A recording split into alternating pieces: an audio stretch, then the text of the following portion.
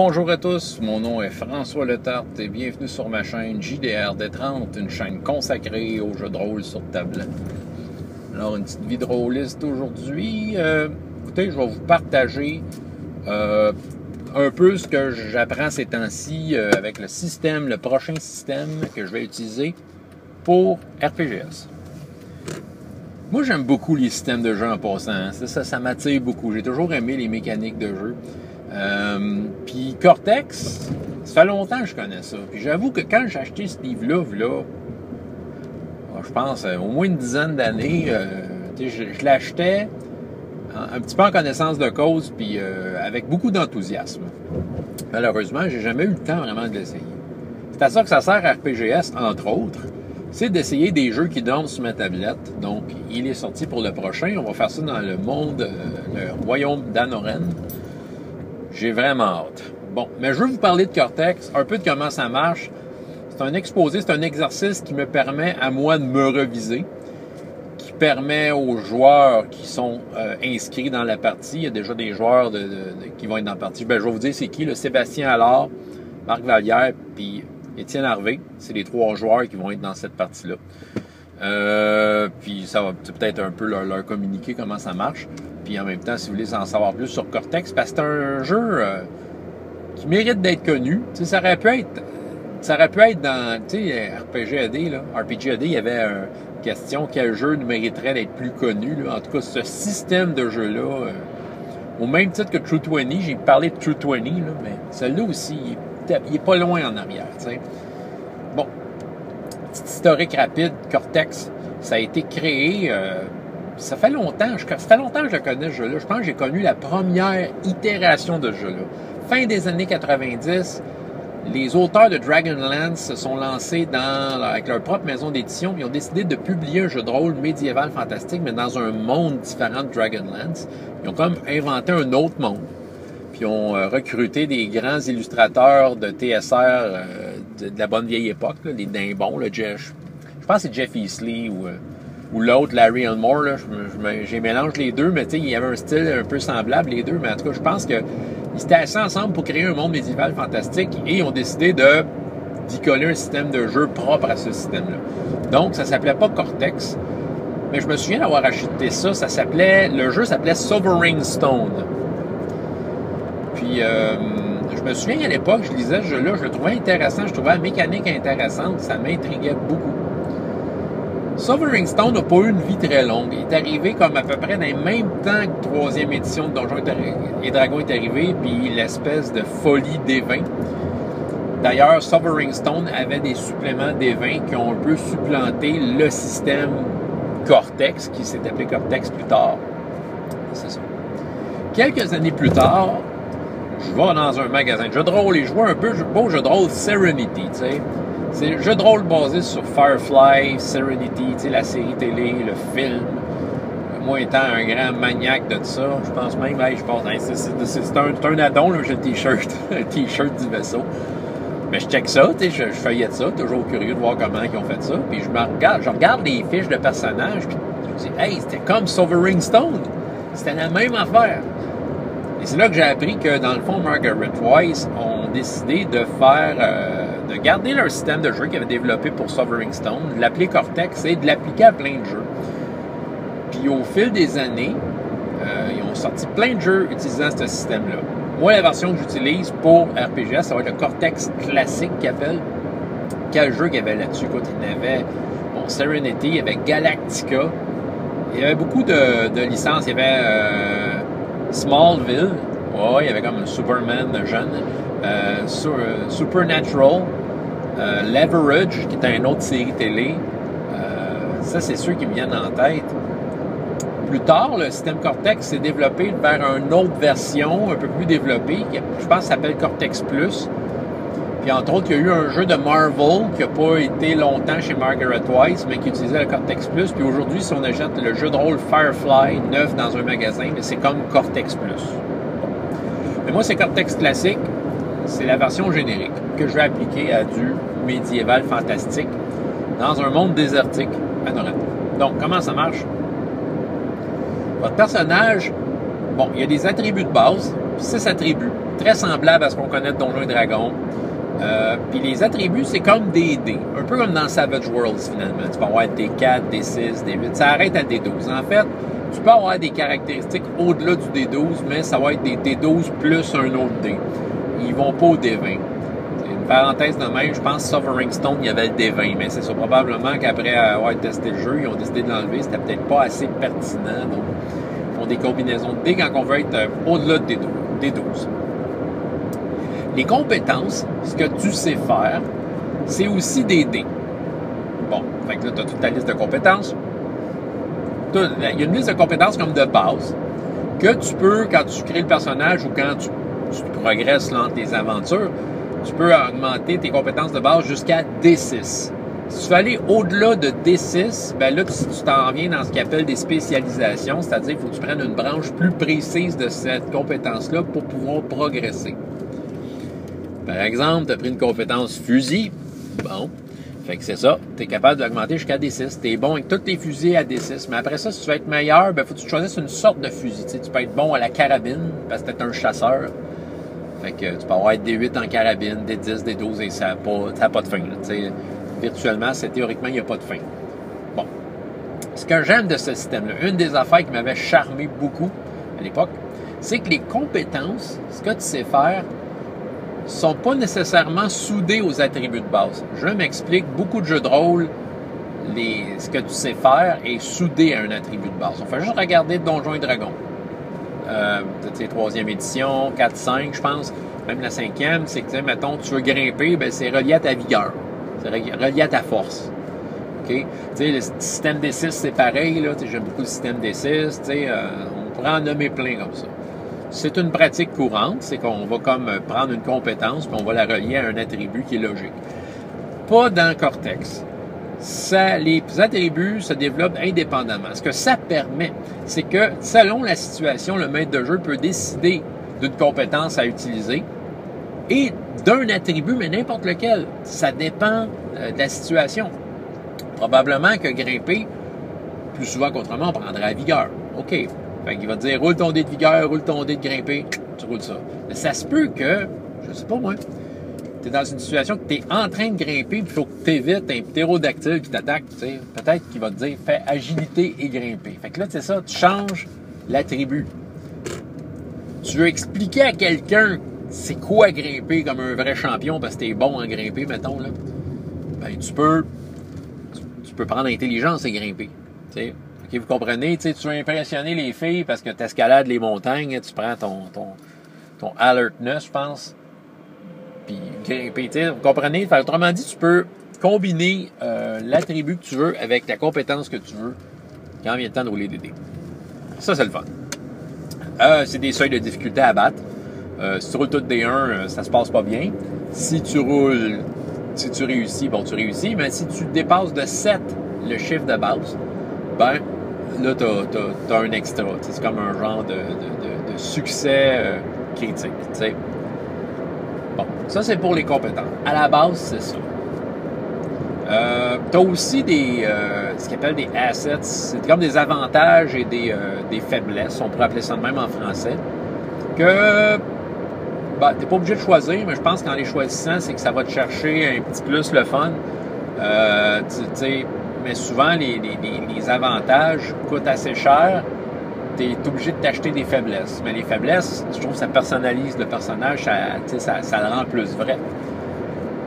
Souvent, les avantages, c'est des affaires spéciales que ton personnage fait qui vont un petit peu au-delà de les 5 compétences.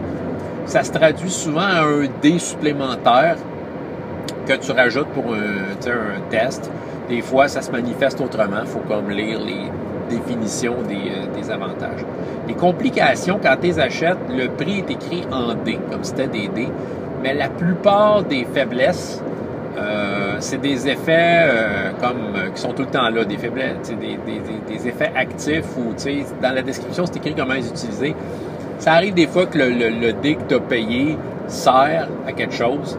Mais d'habitude, c'est ça, on n'enlève pas des dés nécessairement, c'est juste comme tu as une faiblesse parce que, qui t'affecte d'une certaine façon.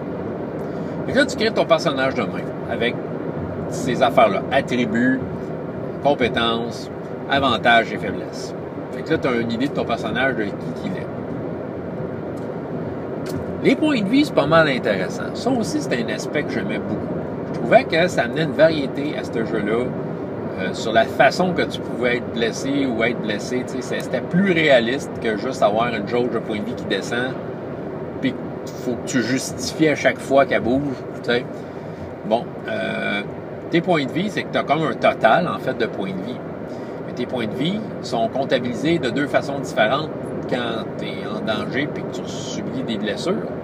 Si tu subis des blessures, des vraies blessures, des coups d'épée, des balles de fusil, bon, tu sais, la vraie affaire, tu perds des points de vie. Fait que tu descends ta jauge. Il y a d'autres types de dommages. La fatigue, quand tu es un magicien, je vais en parler un peu plus tard, mais ça te prend de la fatigue. Ou, tu sais, des dommages, tu sais, le coup de poing. Tu sais, OK, la bataille à main nue, ben ça s'accumule en fatigue. Fait que ça, c'est pas des points de vie que tu perds. C'est des points de vie, c'est des points de... On appelle ça des stuns, c'est des points de choc. Ben, non, pas des chocs non plus. Mais en tout cas, c'est des points que tu accumules. Un genre de dommage que tu accumules.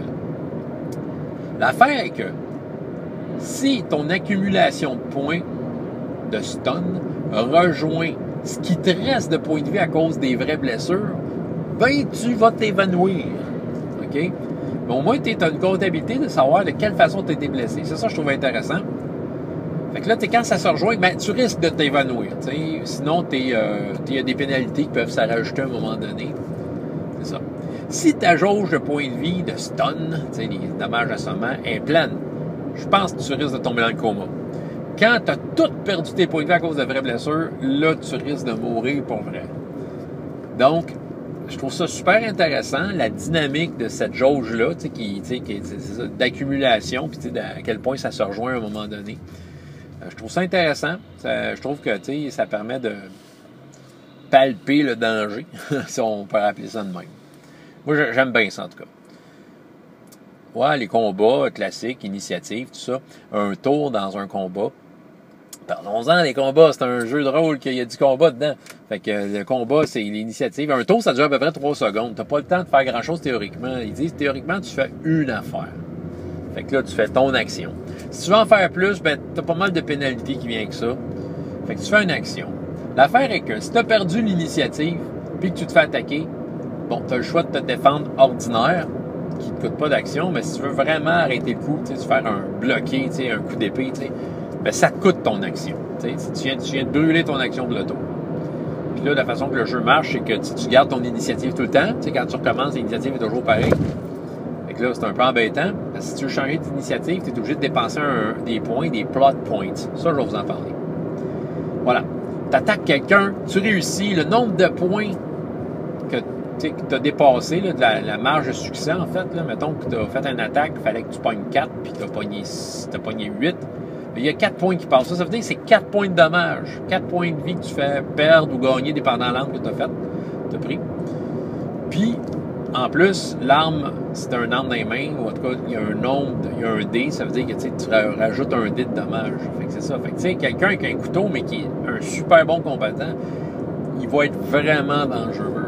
Parce qu'il peut faire perdre beaucoup de points de vie, juste parce qu'il est bon, même si le couteau, ben, le couteau est supposé être dangereux anyway, là. C'est ça. Mais quelqu'un qui ses points, les points, là, t'as pas de dés qui se rajoutent, mais quelqu'un qui est super bon avec des coups de poing, là, tu risques de tomber knocké assez vite. Fait que c'est de cette façon-là que ça marche, en gros.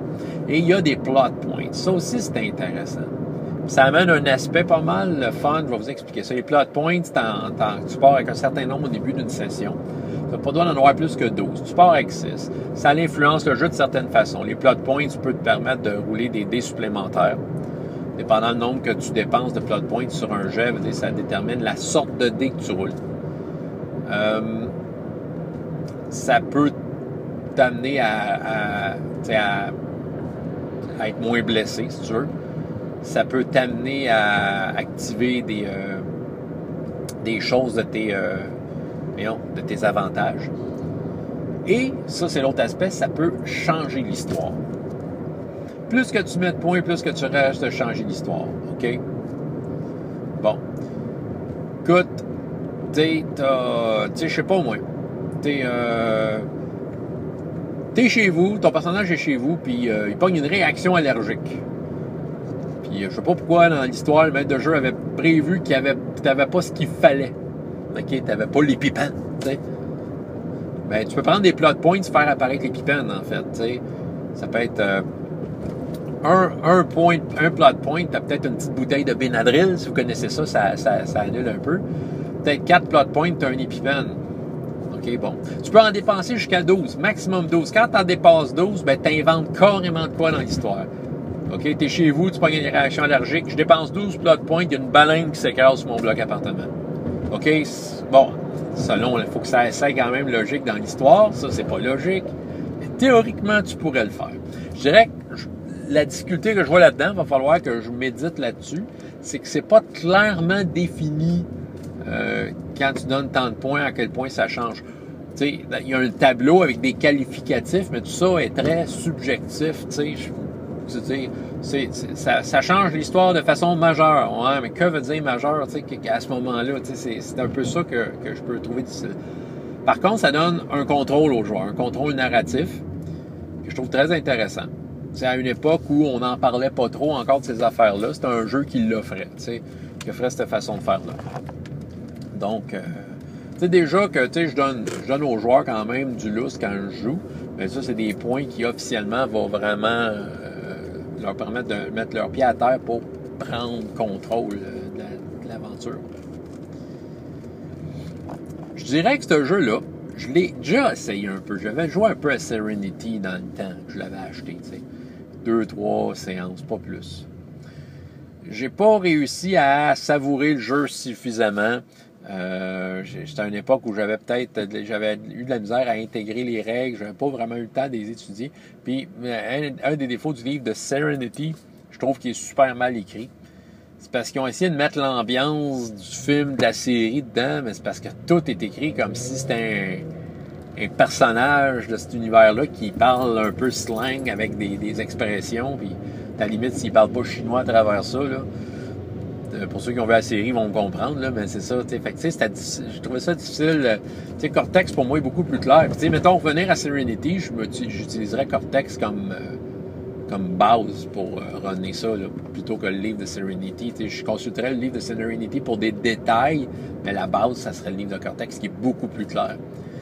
Une des affaires, puis même c'est une critique que j'avais vue plusieurs fois, c'était le fait que la courbe, quand tu lances des dés, la courbe des probabilités est un peu étrange. Tu sais, quand tu roules 2d6, on est habitué, on est capable comme un peu d'anticiper. Tu sais que tu vas pogner 7 plus que 12, des affaires la même. Mais là, tu sais, souvent, tu peux rouler, mettons, un D4 puis un D12 en même temps. Tu sais, la courbe, c'est wild. Tu sais, je me souviens que, tu sais, les personnages, quand on fait jouer à Serenity, rataient souvent leur jet. C'était comme... je m'étais dit à l'époque que si j'allais rejouer à ça, d'ailleurs je vais le considérer, de comme juste revoir quel genre de difficulté je vais mettre aux actions. Peut-être que mes difficultés étaient trop élevées. Fait que, tu sais, c'est ça, je trouvais que les personnages, je pensais qu'ils allaient l'avoir. Je disais, t'as un D12 puis un D6, ça va être facile. Ben non, ils rataient. Tu sais, c'est comme une courbe un peu imprévisible. Fait que, tu sais, des fois, quand tu lances les dés, t'as envie d'un peu savoir dans quoi tu t'embarques, mais c'est un jeu où tu peux te faire surprendre. Tu peux avoir des surprises. Fait que ça va être à moi de checker ça. J'ai fait un exposé en gros. Peut-être finir rapidement avec la magie. C'est ça. C'est parce que dans Cortex, on a les actions simples que tu fais un jet de dés, tu le sais, mais il y a des actions complexes que tu établis un super haute difficulté, mais ça te prend plusieurs jets de dés l'avoir. Tu as le droit à tant de jets de dés. Puis là, tu accumules, tu additionnes tous tes jets de dés, puis si au bout de ça, tu l'as eu, ben tu l'as eu. C'est comme, mettons, quand tu répares ton auto, puis tu as 2 heures à la réparer, je sais pas, une histoire de même. Mais la magie marche un peu comme ça. Tu as un sort avec une difficulté, tu as un seuil élevé à faire, puis là, c'est ça. Fait qu'à chaque tour, à chaque 3 secondes, tu lances des dés, puis le sort, ça déclenche quand tu as atteint ce qu'il faut. Fait qu'autrement dit, au premier jet de dés, tu rates pas. C'est que tu es en train de le faire, tu sais. Puis là, c'est ça, quand tu l'as atteint, ça part. Mais à chaque tour, je dirais que la difficulté, c'est que tu gagnes un point comme de stun. Tu deviens de plus en plus fatigué. Fait que c'est ça, c'est là qu'est le risque. Tu peux, en étant un jeune nouveau magicien, lancer le super sort débile, là, mais tu risques de t'évanouir avant. C'est ça. Fait que c'était un peu ça l'idée. Bref, j'ai fait un petit survol de Serenity et le Cortex, ouais, c'est plus Cortex, pour mon prochain RPGS. Si vous avez des questions, tout ça, en tout cas, reste que c'était l'exposé que j'avais à vous faire. François Letard, JDR des 30, et jusqu'à la prochaine fois, et autant de plaisir dans la vie que dans les jeux. Au revoir.